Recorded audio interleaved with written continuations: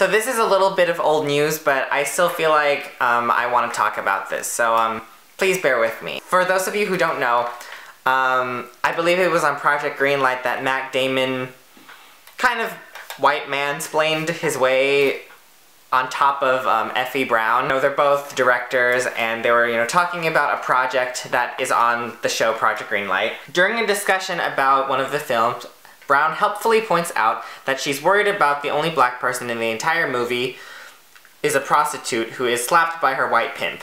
After all she's saying is that perhaps this room full of white people should be cognizant of who they hire to direct a character like that, aka hire some people of color so they can treat the role with some dignity and prevent it from descending into a racist trope. Then Matt goes, when we're talking about diversity, you do it in the casting of the film, not in the casting of the show. This was a very privileged thing to say, but at this point I was like, okay, like I can kind of see where he's coming from. It is important when it comes to the visual of a movie that you see diversity, so that way, people are inspired by it and everything. Even though I don't agree with what he said, I understand where that statement was coming from. I was just more off-put that he cut her off at this point. Then Matt Damon says, I'm glad Effie flagged the issue of diversity for all of us. Then he spits the same tired rhetoric about how if they worry too much about hiring diverse filmmakers, they'll undermine the integrity of the entire project.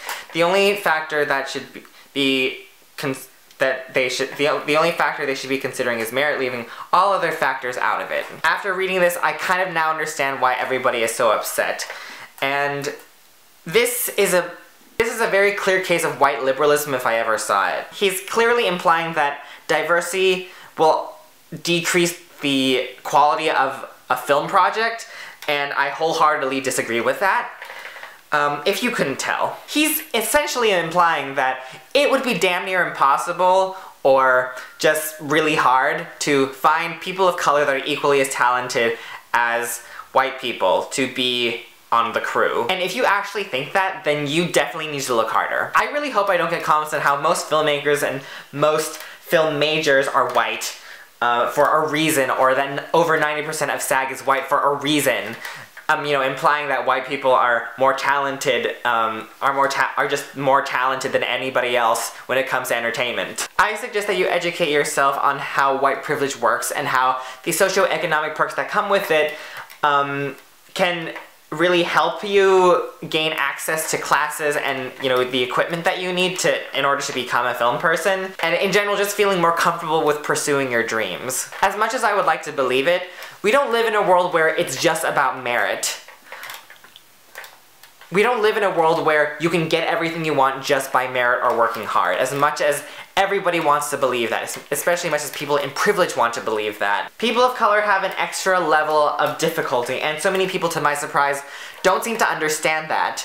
I think it comes with the fact that when we point out people that have privilege, me included, because as an Asian I do have a level of privilege, we feel the need to defend ourselves because we think that people are implying that we didn't get what we fought for through hard work. We got it because it was just handed to us, and I think that it feels threatening, which I understand. We all do have to understand that everybody is not on an equal playing field, not by a long shot. But okay, Chris, if we don't live in a perfect world, how does having a white director actually hurt a movie?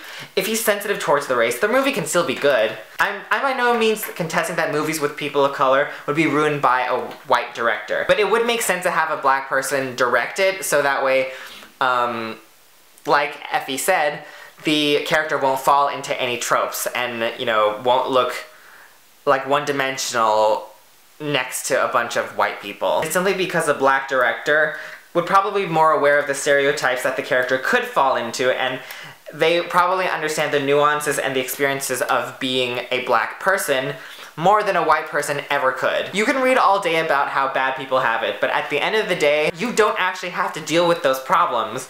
If you're not living it yourself, you won't ever actually understand. I have no idea, and I probably have no hope of ever truly understanding what it means to be black or asexual or transsexual, because I don't live that life. And I think we all need to accept that we don't know what other people's lives are as much as we are friends with people of those identities. That doesn't mean I should not educate myself though. Maybe next time, Matt Damon, just let F.A. Brown say her piece and ask her why she thinks the way that she thinks. Because I'm pretty sure she knows a lot more about diversity and the value of it in entertainment than you do. This mistake is understandable because, as Megan Ton just said, part of what privilege is not really realizing that you have it unless you think about it. But amazing things can happen once you do. Part of being a good liberal ally, because I do think that you are a nice person and you do have good intentions, is just shutting the fuck up and listening. Which is why I would like to end with another quote from Salon.com that made a great article on this subject. The white men sitting on the sofa with F.A. Brown,